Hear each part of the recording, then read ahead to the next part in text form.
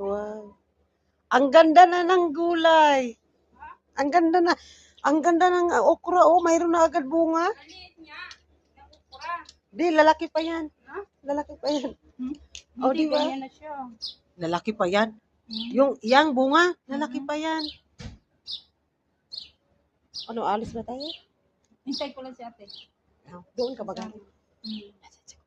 Nandiyon. Ito ang palaya. Oo. Dito na ba yung... Oh, malaki na. Wala, ang namatay pechay. yung ano. Papaya. Bigyan mo ako ng pechay ulit. Ayan, oh. Kinain ng ano yun. Tsaka ito, magdala ako mamaya. Ng ano. Talbos. Poldi ka bukas? May pasok ka bukas? Ba't lumiit ang Tumubo na yung ano ko. Ay, ito may nasira. Ito, ilipat mo na tong ibang Talong yan.